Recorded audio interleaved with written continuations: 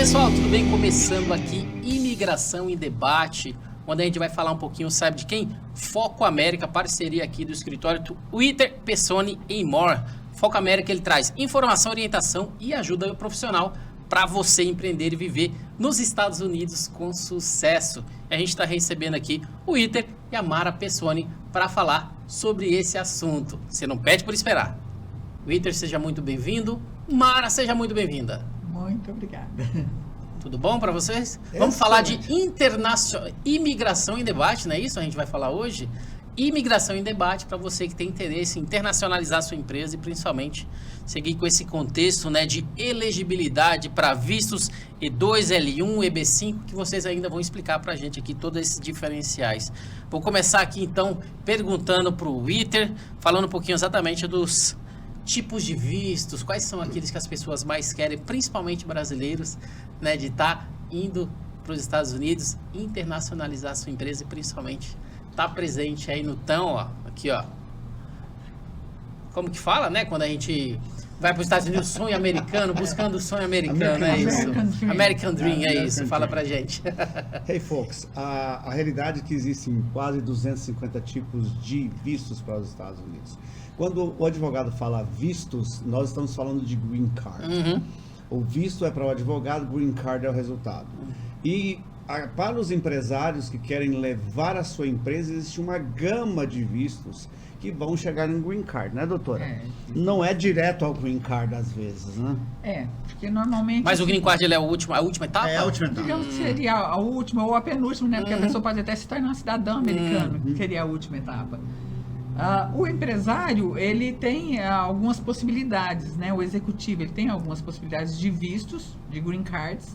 Depende do que ele busca nos Estados Unidos. Se ele quer comandar a empresa dele nos Estados Unidos e no Brasil, é um tipo de visto, é o L1. Se ele quer se tornar um empresário lá, fazer um grande investimento, aí nós já temos um EB5, um EB5. Se ele é um profissional super diferenciado, nós temos aí um EB1, um EB2 NIW. Então, cada um tem suas nuances. Aí a gente tem que entrar nos detalhes. Qual que é o mais requisitado para vocês, com toda a expertise que vocês têm, fazendo isso há bastante tempo? Isso depende da época. Por exemplo, na época Trump, pouco antes da época Trump, era o visto L, que era para empresários que abrem uma subsidiária, uma filial, um centro de distribuição nos Estados Unidos. Trump vem e ele dá muita ênfase a partir desse momento para os empresários, para os profissionais liberais.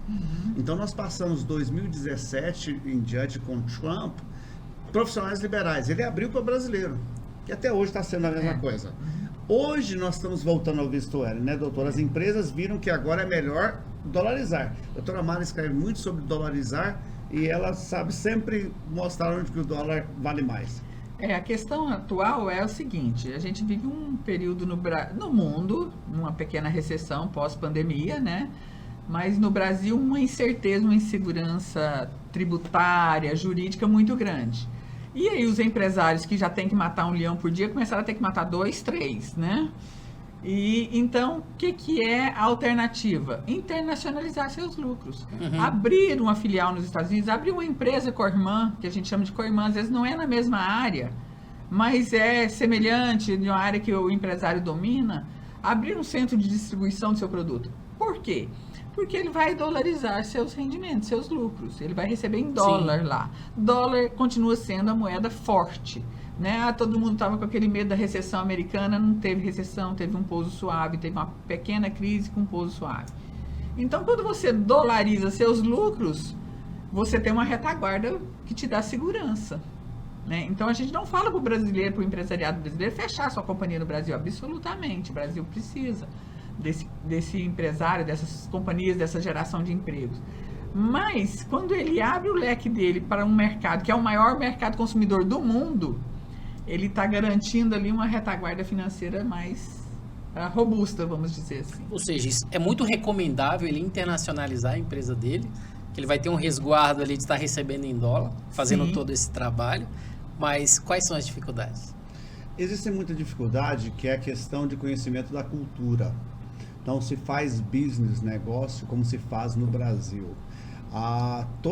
Nós percebemos que quem abre uma empresa nos Estados Unidos e ele declara falência, é porque ele não procurou um profissional capacitado de ensinar para ele até a cultura.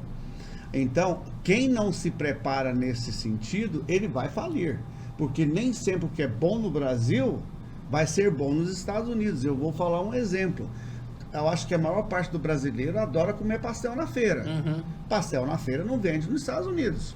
Não adianta abrir um pasteleiro na feira que não vai vender. Então, tem que se procurar um profissional para fazer uma pesquisa de mercado, para fazer uma análise do produto e americanizá-lo. Aí sim, ele vai ter sucesso nos Estados Unidos. O mesmo produto ele só vai ter efeito para quem é do Brasil, por exemplo, lá só, mas não vai... Se a intenção é atingir só o público brasileiro, aí tudo bem, mas aí ele não tá um nicho muito pequeno. É um nicho pequeniníssimo, então ele tem que pensar em atingir o mercado americano mesmo, né? O público americano. Então ele tem que adequar o produto dele, o serviço dele, que seja o que for, para as necessidades e para a cultura americana. A embalagem é muito importante. Tudo é a muito maneira importante, que você oferece, por exemplo, o Brasil está acostumado com pão de queijo. Tem uma companhia na Califórnia que está arrebentando de vender pão de queijo, só que eles americanizaram, eles diminuíram o tamanho, pequenininho, estão vendendo com cara de pipoca, porque já sabe que o americano vai para o cinema e vai comprar pipoca. Não, compra pão de queijo, com outro nome. Embalagem, eu uma vez fiz uma consultoria com uma companhia e disse, vocês não vão vender. Parecia comunista. E eles apelaram comigo que eu disse, essa embalagem vermelha tem que ser tirada. Então, tem que se adaptar. Adaptação é tudo, é planejamento, né, doutora? É uma expressão que a gente usa sempre no escritório. Planejar. Você não faz isso a toque de caixa. Aqui no Brasil, o empresário, às vezes, ele abre uma empresa do dia para a noite, vamos dizer assim. Né? Ele pensa, vou começar a trabalhar, vou fazer podcast. E ele consegue. Mas nos Estados Unidos não é assim que funciona. Tem que ter todo um planejamento. Tem que ter o business plan, que não é hábito do brasileiro fazer. O business plan é imprescindível para se abrir um negócio nos Estados Unidos. Ele é exigência.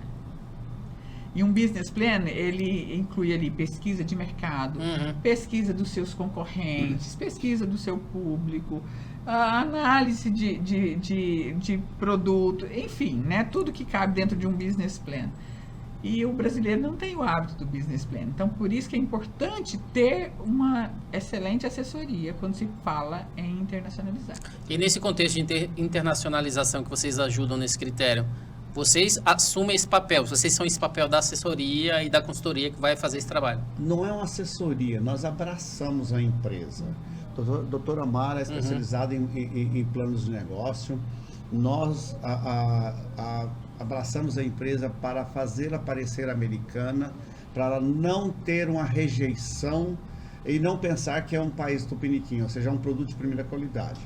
Nós abraçamos com um projeto, com um plano de negócio, a culturização, não sei se tem essa palavra, eu invento muitas palavras, de fazer a coisa parecer americana.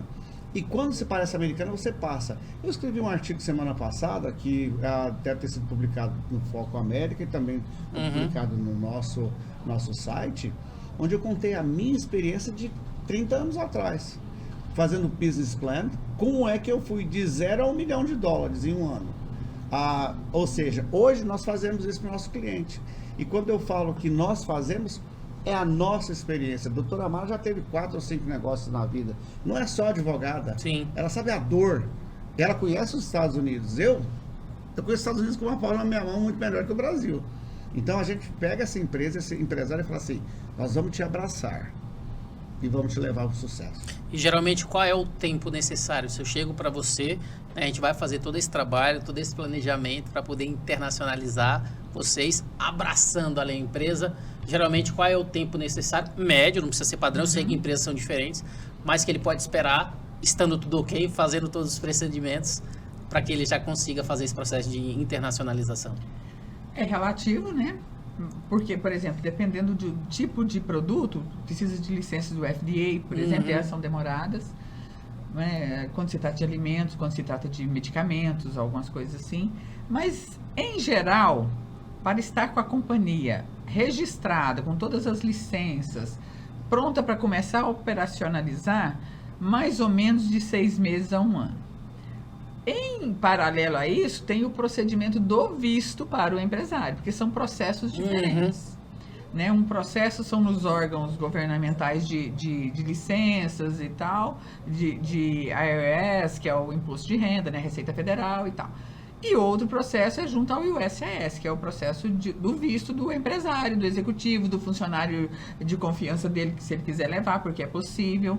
Então, aí são etapas, são processos que correm em paralelo e que, em média, um visto também vai levar 1 ano e 2 meses, a 1 ano e meio. E esse empresário, a partir do momento que ele já vai abrir empresa, ele já é um meio que ele já consegue ser elegível para começar? Quais são os critérios de elegibilidade, não só para o empresário, mas também os outros tipos de visto?